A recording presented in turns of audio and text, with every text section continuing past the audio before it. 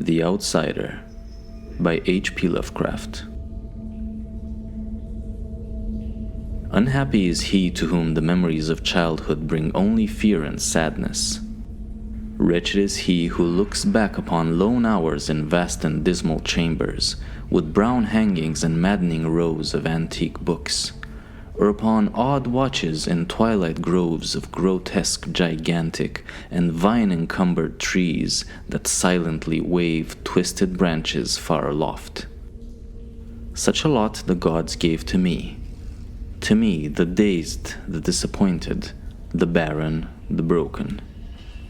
And yet I am strangely content and cling desperately to those sear memories when my mind momentarily threatens to reach beyond to the other.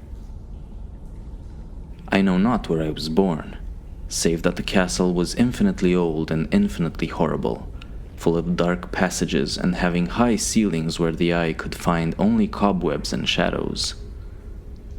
The stones in the crumbling corridors seemed always hideously damp, and there was an accursed smell everywhere, as of the piled-up corpses of dead generations. It was never light, so that I used sometimes to light candles and gaze steadily at them for relief. Nor was there any sun outdoors, since the terrible trees grew high above the topmost accessible tower. There was one black tower which reached above the trees into the unknown outer sky, but that was partly ruined and could not be ascended save by a well-nigh impossible climb up the sheer wall, stone by stone. I must have lived years in this place, but I cannot measure the time. Beings must have cared for my needs, yet I cannot recall any person except myself, or anything alive but the noiseless rats and bats and spiders. I think that whoever nursed me must have been shockingly aged, since my first conception of a living person was that of somebody mockingly like myself, yet distorted, shriveled, and decaying like the castle. To me there was nothing grotesque in the bones and skeletons that strewed some of the stone crypts deep down along the foundation. I fantastically associated these things with everyday events and thought them more natural than the colored pictures of living beings which I found in many of the moldy books. From such books I learned all that I know. No teacher urged or guided me, and I do not recall hearing any human voice in all those years, not even my own. For although I had read of speech, I had never thought to try to speak aloud. My aspect was a matter equally unthought of, for there were no mirrors in the castle, and I merely regarded myself by instinct as akin to the youthful figures I saw drawn and painted in the books. I felt conscious of youth because I remembered so little. Outside, across the putrid moat and under the dark, mute trees, I would often lie and dream for hours about what I read in the books. I would longingly picture myself amidst gay crowds in the sunny world beyond the endless forests.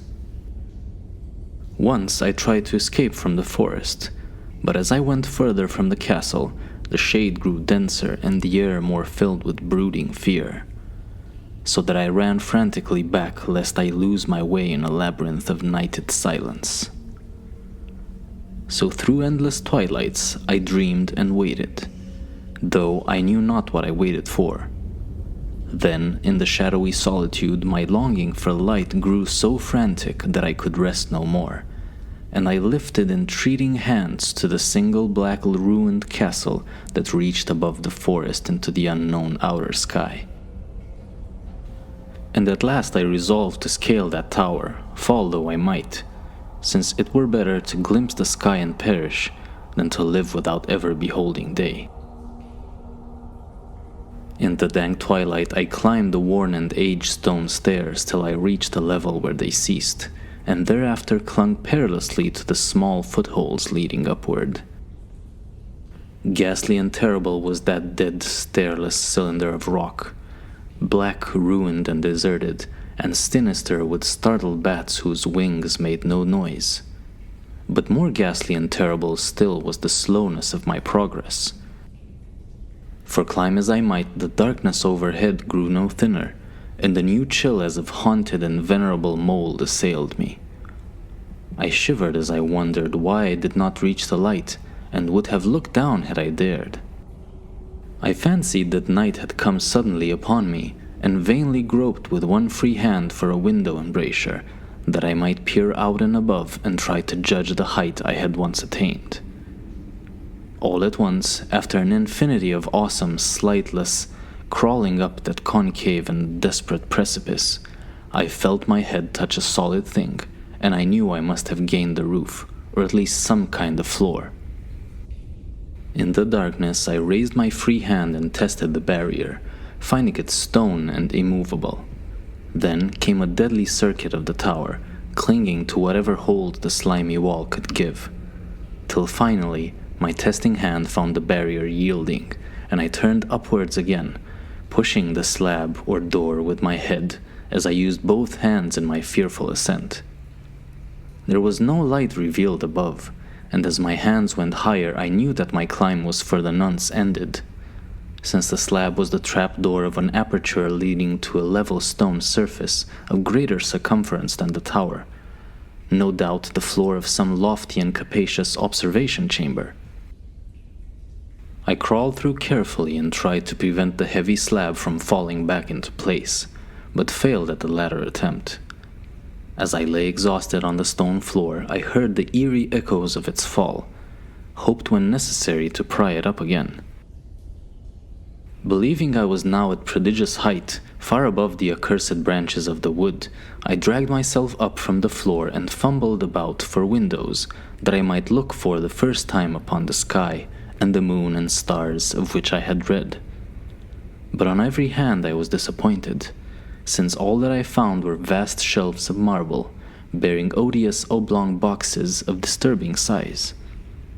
More and more I reflected and wondered what hoary secrets might abide in this high apartment, so many eons cut off from the castle below.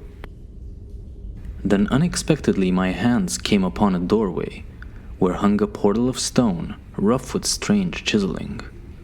Trying it, I found it locked, but with a supreme burst of strength I overcame all obstacles and dragged it open inward. As I did so, there came to me the purest ecstasy I have ever known, for shining tranquilly through an ornate grating of iron and down a short stone passageway of steps that ascended from the newly found doorway was the radiant full moon, which I had never before seen save in my dreams, and in vague visions I dared not call memories.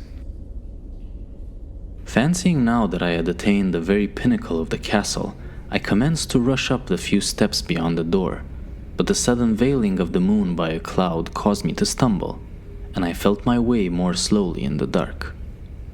It was still very dark when I reached the grating, which I tried carefully and found unlocked, but which I did not open for fear of falling from the amazing height to which I had climbed. Then the moon came out. Most demoniacal of all shocks is that of the abysmally unexpected and grotesquely unbelievable. Nothing I had before undergone could compare in terror with what I now saw, with the bizarre marvels that sight implied.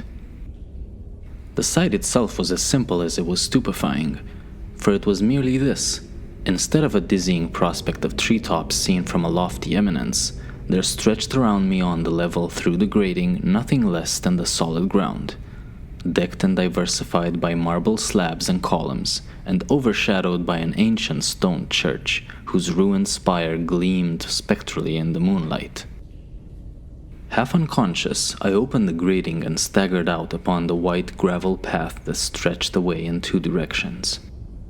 My mind, stunned and chaotic as it was, still held the frantic craving for light, and not even the fantastic wonder which had happened could stay my course. I neither knew nor cared whether my experience was insanity, dreaming, or magic, but was determined to gaze on brilliance and gaiety at any cost. I knew not who I was, or what my surroundings might be, though as I continued to stumble along, I became conscious of a kind of fearsome, latent memory that made my progress not wholly fortuitous. I passed under an arch out of that region of slabs and columns, and wandered through the open country. sometimes following the visible road, but sometimes leaving it curiously to tread across meadows where only occasional ruins bespoke the ancient presence of a forgotten road. Once I swam across a swift river where crumbling, mossy masonry told of a bridge long vanished. Over 2 hours must have passed before I reached what seemed to be my goal, a venerable ivied castle in a thickly wooded park, maddeningly familiar, yet full of perplexing strangeness to me. I saw that the moat was filled in, and that some of the well-known towers were demolished, while new wings existed to confuse the beholder. But what I observed with chief interest and delight were the open windows, gorgeously ablaze with light and sending forth sound of the gayest revelry. Advancing to one of these, I looked in and saw an oddly dressed company indeed, making merry and speaking brightly to one another. I had never seemingly heard human speech before, and could guess only vaguely what was said. Some of the faces seemed to hold expressions that brought up incredible remote recollections. Others were utterly alien. I now stepped through the low window into the brilliantly lighted room, stepping as I did so from my single bright moment of hope to my blackest convulsion of despair and realization. The nightmare was quick to come, for as I entered, there occurred immediately one of the most terrifying demonstrations I had ever conceived. Scarcely had I crossed the sill when there descended upon the whole company a sudden and unheralded fear of hideous intensity, distorting every face and evoking the most horrible screams from nearly every throat. Flight was universal, and in the clamor and panic several fell in a swoon and were dragged away by their madly fleeing companions. Many covered their eyes with their hands and plunged blindly and awkwardly in the race to escape, overturning furniture and stumbling against the walls before they managed to reach one of the many doors. The cries were shocking, and as I stood in the brilliant apartment alone and dazed, listening to their vanishing echoes, I trembled at the thought of what might be lurking near me unseen. At a casual inspection, the room seemed deserted, but when I moved across one of the alcoves, I thought I detected a presence there, a hint of motion beyond the golden-arched doorway leading to another and somewhat similar room. As I approached the arch, I began to perceive the presence more clearly, and then, with the first and last sound I ever uttered, a ghastly ululation that revolted me almost as poignantly as its noxious cause, I beheld in full, frightful vividness the inconceivable, indescribable, and unmentionable monstrosity which had by its simple appearance changed the merry company to a herd of delirious fugitives. I cannot even hint what it was like, for it was a compound of all that is unclean, uncanny, unwelcome, abnormal, and detestable. It was the ghoulish shade of decay, antiquity, and dissolution, the putrid dripping geloiden of unwholesome revelation, the awful bearing of that which the merciful earth should always hide. God knows it was not of this earth, or no longer of this earth, yet to my horror I saw in its eaten-away and bone-revealing outlines a leering, abhorrent travesty on the human shape, and in its moldy and disintegrated apparel an unspeakable quality that chilled me even more. I was almost paralyzed, but not too much so to make a feeble effort towards flight, a backward stumble which failed to break the spell in which the nameless, voiceless monster held me. My eyes, bewitched by the glassy orbs which stared loathsomely into them, refused to close, though they were mercifully blurred and showed the terrible object but indistinctly after the first shock. I tried to raise my hand to shut out the sight, yet so stunned were my nerves that my arm could not fully obey my will. The attempt, however, was enough to disturb my balance, so that I had to stagger forward several steps to avoid falling. As I did so, I became suddenly and agonizingly aware of the nearness of the carrion thing, whose hideous hollow breathing I half fancied I could hear. Nearly mad, I found myself yet able to throw out a hand to ward off the fetid apparition, which pressed so close, when in one cataclysmic second of a cosmic nightmarishness and hellish accident, my fingers touched the rotting outstretched paw of the monster beneath the golden arch. I did not shriek, but all the fiendish ghouls that ride the night wind shrieked for me, as in that same second there crashed down upon my mind a single fleeting avalanche of soul-annihilating memory. I knew in that second all that had been. I remembered beyond the frightful castle and the trees, and recognized the altered edifice in which I now stood. I recognized, most terrible of all, the unholy abomination that stood leering before me as I withdrew my sullied fingers from its own. But in the cosmos there is balm as well as bitterness, and that balm is Nepenthe. In the supreme horror of that second I forgot what had horrified me, and the burst of black memory vanished in a chaos of echoing images. In a dream I fled from that haunted and accursed pile and ran swiftly and silently in the moonlight. When I returned to the churchyard place of marble and went down the steps, I found the stone trap door immovable. But I was not sorry, for I had hated the antique castle and the trees. Now I ride with the mocking and friendly ghouls of the night wind, and play by day amongst the catacombs of Nefren-Ka in the sealed and unknown valley of Hadoth by the Nile. I know that light is not for me, save that of the moon over the rock tombs of Neb, nor any gaiety save the unnamed feast of Nitocris beneath the Great Pyramid. Yet in my new wildness and freedom, I almost welcome the bitterness of alienage. For although Nepenthe has calmed me, I know always that I am an outsider, a stranger in this century and among those who are still men. This I have known ever since I stretched out my fingers to the abomination within that great gilded frame. Stretched out my fingers and touched the cold and unyielding surface of polished glass.